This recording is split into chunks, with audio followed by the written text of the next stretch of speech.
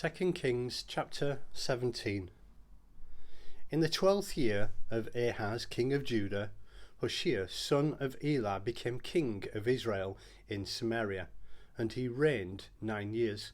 He did evil in the eyes of the Lord, but not like the kings of Israel who preceded him. Shalmaneser, king of Assyria, came up to attack Hoshea, who had been Shalmaneser's vassal, and had paid him tribute. But the king of Assyria discovered that Hoshea was a traitor, for he had sent envoys to Succoth, king of Egypt, and he no longer paid tribute to the king of Assyria, as he had done year by year. Therefore Shalmaneser seized him and put him in prison. The king of Assyria invaded the entire land, marched against Samaria, and laid siege to it for 3 years. In the 9th year of Hoshea, the king of Assyria captured Samaria and deported the Israelites to Assyria. He settled them in Halah, in Gozan, on the Habor River, and in the towns of the Medes. All this took place because the Israelites had sinned against the Lord their God, who had brought them up out of Egypt from under the power of Pharaoh, king of Egypt. They worshipped other gods and followed the practices of the nations the Lord had driven out before them, as well as the practices that the king of Israel had introduced. The Israelites secretly did things against the Lord their God that were not right. From watchtower to fortified city, they built themselves high places in all their towns. They set up sacred stones and Asherah poles on every high hill and under every spreading tree.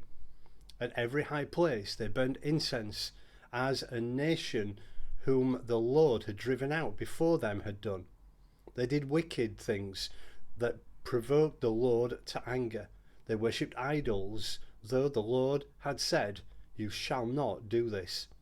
The Lord warned Israel and Judah through all of its prophets and seers, "Turn from your evil ways. Observe my commands and decrees in accordance with the entire law that I commanded your fathers to obey, and that I delivered to you through my servant the prophets."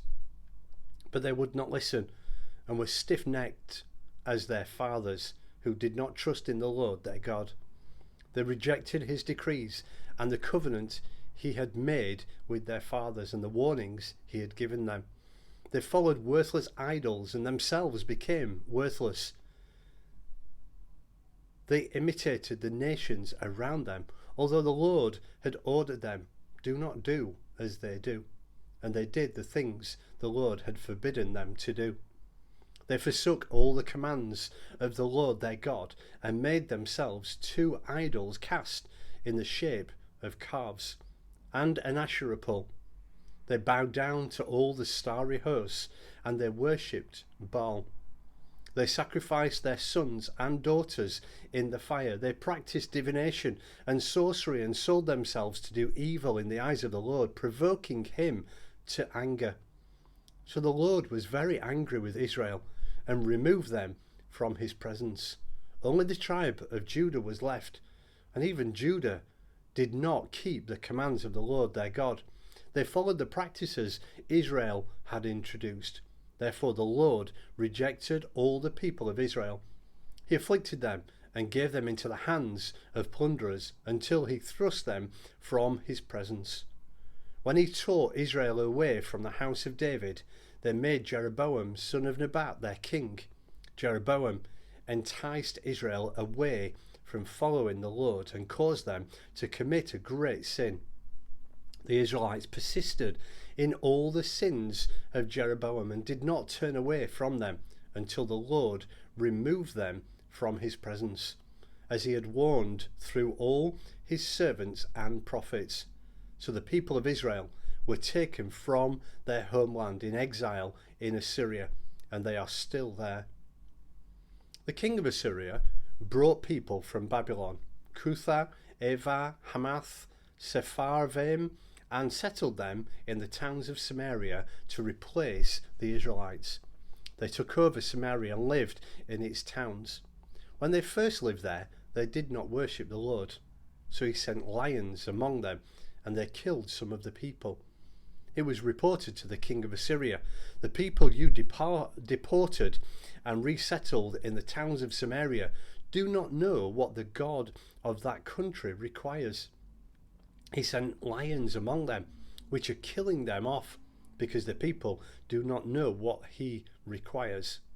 Then the king of Assyria gave this order: "Have one of the priests you took captive from Samaria go back to live there, and to teach the people what the God of the land requires." So one of the priests who had been exiled from Samaria came to live in Bethel and taught them how to worship the Lord. Nevertheless, each national group made its own gods in the several towns where they settled, and set them up in the shrines the people of Samaria had made at the high places. The men from Babylon made Succoth Benoth, the men from Cutha made Nergal, and the men from Hamath made Ashma. The Avites made Nibhaz and Tartak, and the Sepharites burned their children in the fire as sacrifices to Adrimelech and Anamelech, the gods of Sepharvaim. They worshipped the Lord, but they also appointed all sorts of their own people to officiate for them as priests in the shrines at the high places. They worshipped the Lord, but they also served their own gods in accordance with the custom of the nations from which they had been brought. To this day they persist in their former practices. They neither worship the Lord nor adhere to the decrees and ordinances, the laws and the commands that the Lord gave descendants of Jacob, who he named Israel. When the Lord made a covenant with the Israelites, he commanded them, "Do not worship any other gods or bow down to them, serve them or sacrifice to them. But the Lord, who brought you up out of Egypt with a mighty hand and an outstretched arm, is the one you must worship.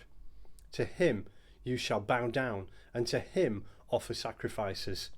You must always be careful to keep the decrees and ordinances, the laws and commands he wrote for you. Do not worship other gods.